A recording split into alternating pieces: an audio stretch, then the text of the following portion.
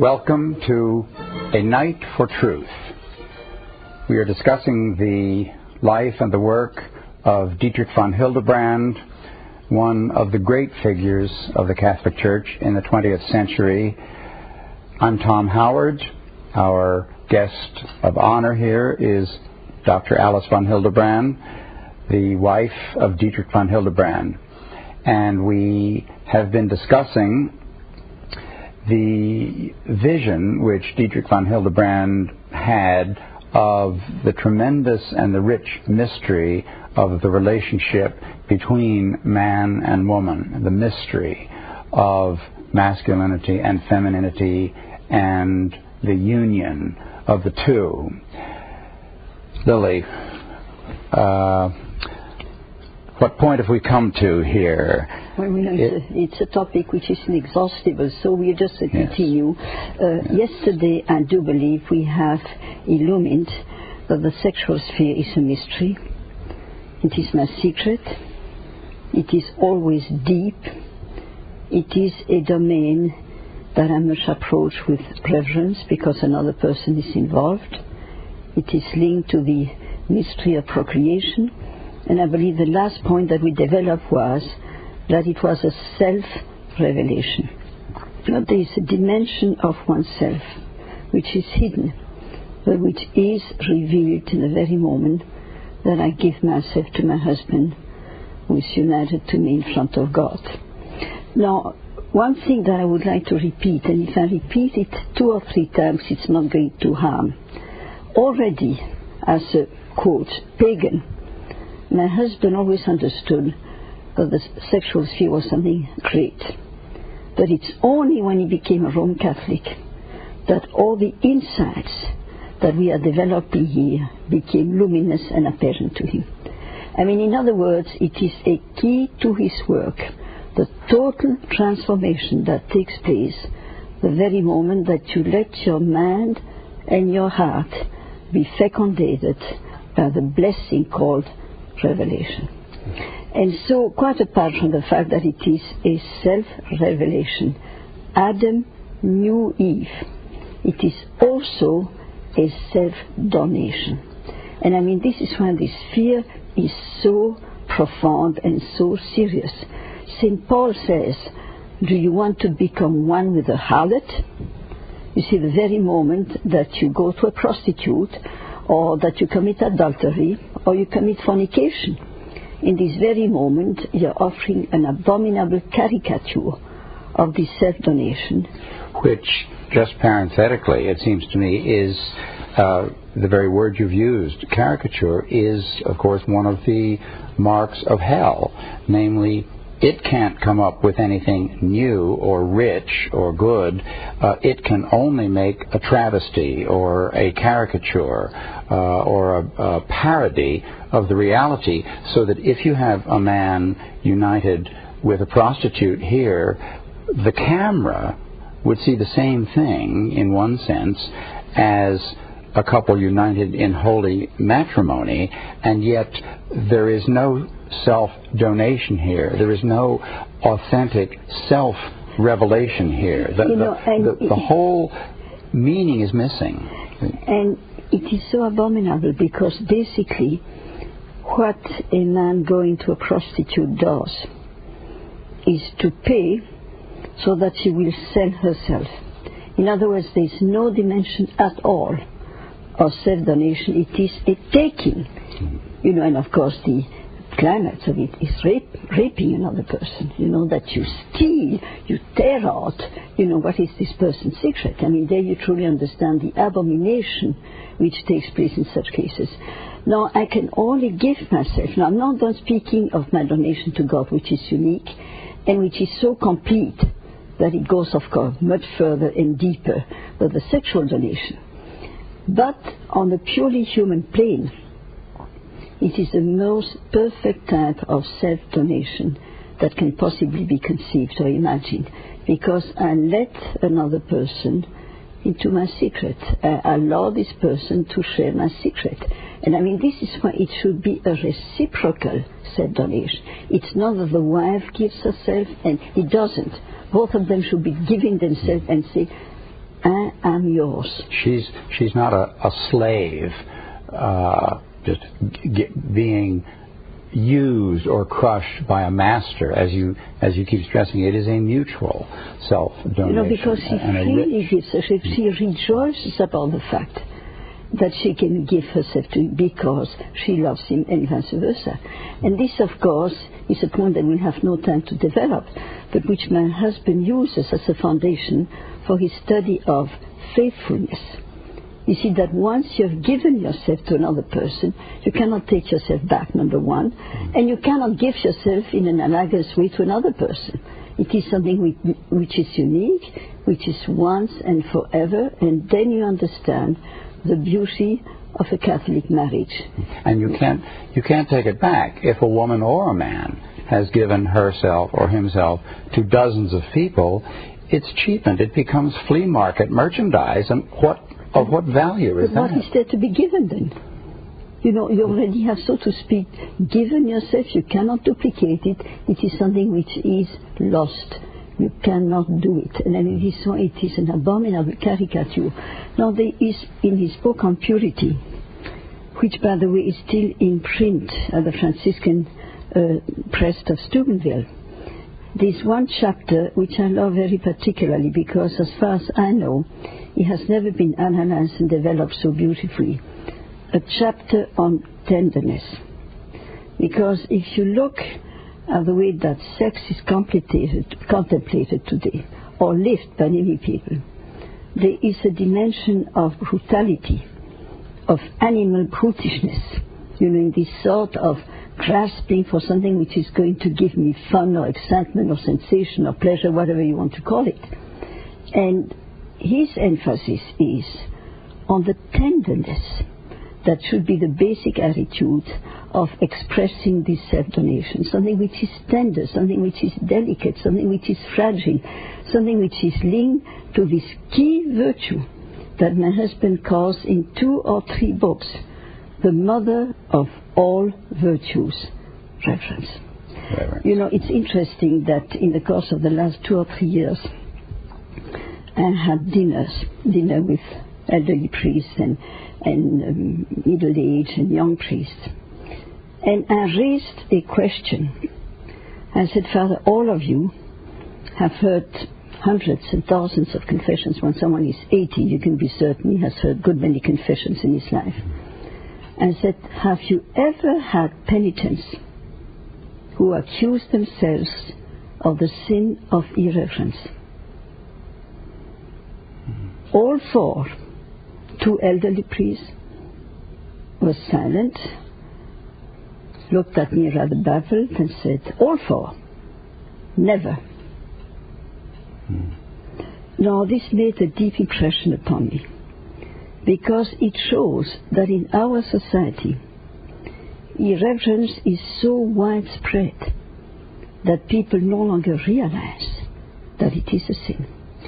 And it seems to me that the sin itself of irreverence is a byproduct of the prior failure to recognize the category of the holy. Absolutely.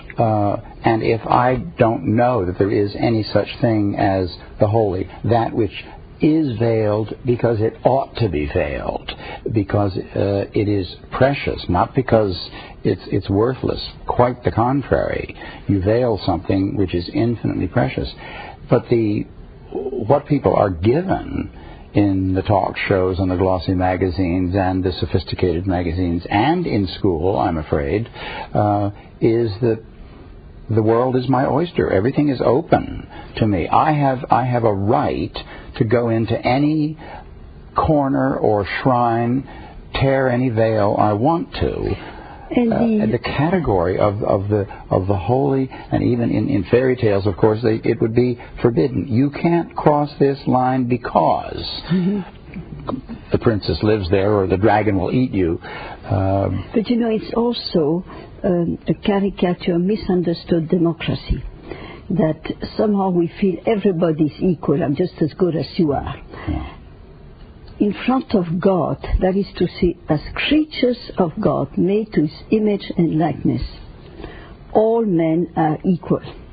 And I mean, this is why racism is so stupid and so abominable. It doesn't make any difference whether you're black or yellow or green or pink or red or white. You are God's child. And you know, and one of the things that I find so particularly beautiful is when you're together with people of different backgrounds or different nationalities, and you feel united in the fact that all of you, all of us, are brothers and sisters. But now comes quite a different dimension. Are men equal?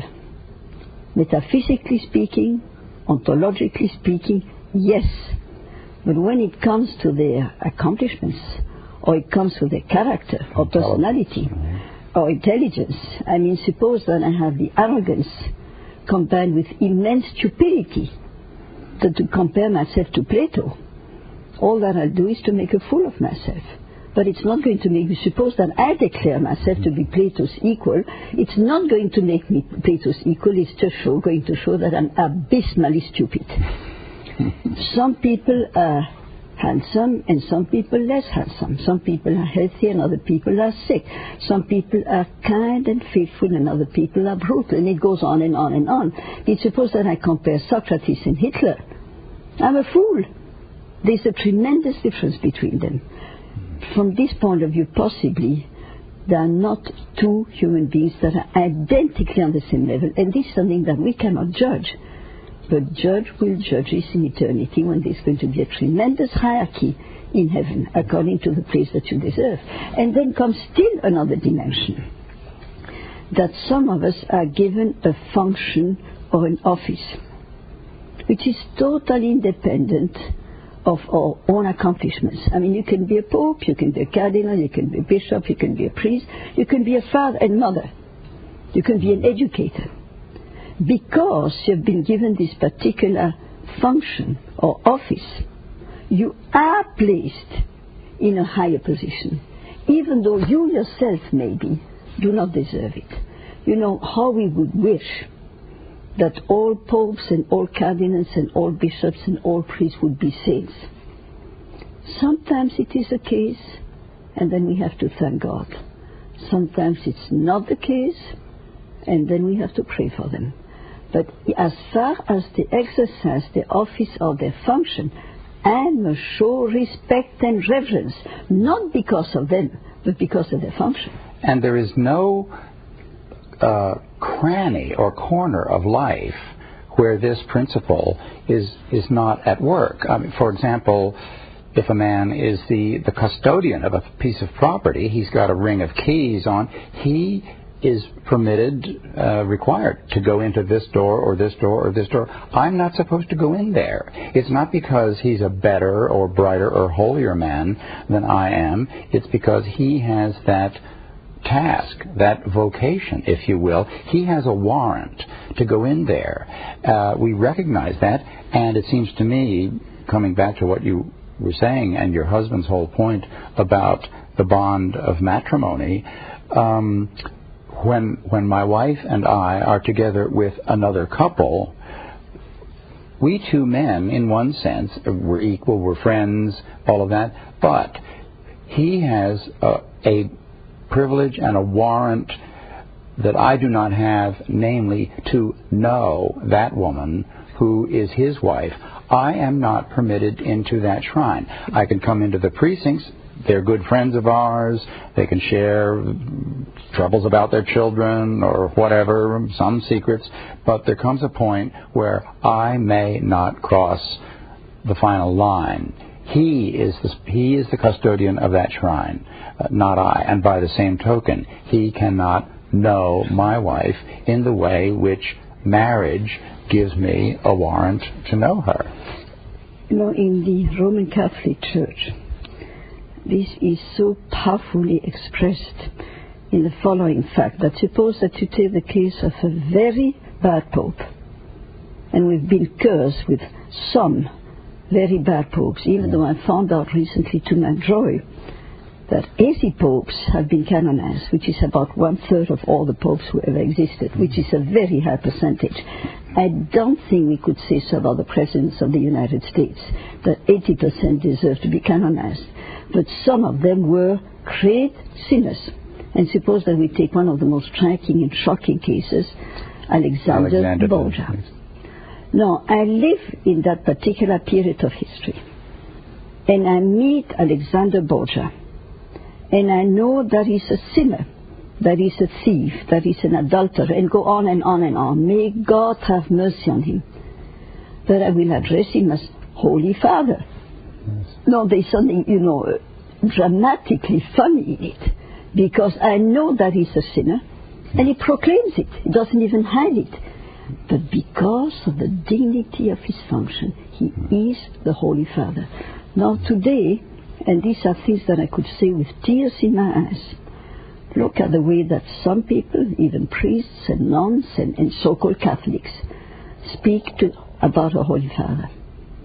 Has been a blessing in so many ways, and, has written so many admirable documents about the teaching of the Church, and they treat him simply, that Pole. I heard that in Belgium. What can I expect from that Pole? The irreverence of it. They have no idea that quite independently of how he is as a person, and this is something that God will judge in eternity, he is a representative of Christ on this earth, and we owe him reverence. Now, this sickness of irreverence, which to my mind, I'm quoting Plato, is a sign of moral decadence. Plato wrote in the 4th century BC, referring to the 5th century, that was the century of Athens' greatness. He said, I quote, you find this in the Laws, at that time, reverence was a queen and mistress. And what happened in the 4th century? Riches and success and power and the rest of it. And then reverence started dwindling more and more and more and led to the defeat of Athens. History shows that when a powerful country is defeated, it's not because they are not rich. It's not because they have no means of defense. It is because they're morally decadent. So I say in the United States, we are infinitely powerful, militarily speaking. We are incredibly, shockingly too rich. But believe me, if we continue on the downhill slope of irreverence, of brutality, of selfishness, of self-centeredness, of ruthlessness, we are heading for the greatest military defeat in history. We can be absolutely blown out. Now, look at what is happening in our churches. People enter a Roman Catholic church, and if you are Roman Catholic, you know that the Blessed Sacrament is present. Christ is present in the church, bodily present. He's truly there, as if you met him on the streets of Jerusalem. And people come in chatting and talking, do not kneel in front of the Blessed Sacrament, forgetting that kneeling in our society is the expression of adoration and reverence. Sometimes you have priests chatting right in front of the Blessed Sacrament. People chat, people talk, people laugh. Many priests believe that in order to make the service attractive, he has to tell jokes, and then, of course, it is a success. Instead of understanding, as it is said in the liturgy, you are stepping, this is a sacred place, the house of God. And sometimes it saddens me so profoundly if accidentally on television I see the Muslim going to the mosque and then bowing in front of Allah, who is not physically present. I simply say they still have a sense of reverence that we have lost. Now take the relationship between parents and children. Well, there comes an age, until I was 5 probably, I thought that father and mother were just saints. And then as you grow up and develop, you discover weaknesses here and there. And you discover that maybe, they're too impatient, or maybe they're too severe, or maybe they're too lenient, or maybe they can be unjust, God knows what. But, because of my Catholic education, I would never have dreamt of saying to my father and to my mother, are you out of your mind? Why do you so say, hey, Jack, you should do it differently? Or in no way am I going to obey you what you tell me. They were my father and mother. But that has virtually disappeared from the world. Now I often see parents or mothers in a grocery store with their 2-year-old. And the 2-year-old is the boss. the mother herself, long since, somewhere, has lost the notion of the dignity and the authority which you spoke of, your husband discovering, the dignity and the authority which attaches to motherhood, to being a mother or a father. And therefore she feels helpless. Oh, what can I do with this child? Isn't he cute or isn't he bad? But I don't know what to do with him. And it seems to me that on what would seem to be the superficial level of even manners, there is very little left in the world to undergird and support and highlight that. For example, when I was a young boy, we were taught to stand up when a woman comes into, when an older person comes into the room, but certainly when a woman comes into the room, certainly when my mother came into the room, you didn't just sit there and lounge, you stood up. Well, that was a small physical gesture which registered the fact that actually, if you chased it the whole way, it was deriving from this tremendous and transcendent mystery of the dignity and the mystery of femininity. It was only, quote unquote, on the level of manners, or one opened the door and held the door for a woman. I still do this with my wife or with any woman. It's, and the feminists would object, get out of the way, man. I can open this door. I'm just as strong as you are. That's not the point. I know my wife can open a door, but it's not that she's helpless. But somehow, 1,000 times a day, I want to enact physically and visibly the fact that there is a great mystery here, and that somehow, as a man, whatever the profundity of the meaning is, I am to attend on the mystery of femininity, which is the jewel in the crown of our humanity. Would you agree with me that from a psychological point of view, it is not wise when parents say to their children, call me Jack or call me Mary, instead of the beautiful word mother. I don't know if you're acquainted with what Cardinal Mitsenti wrote about the mother. He wrote a book in Hungarian, which I haven't read in Hungarian, believe me, called The Mother, in which he understands so magnificently, so beautifully, the mystery, the greatness, the beauty, the depth of maternity. And when you say mother, you respond to all this. Yes.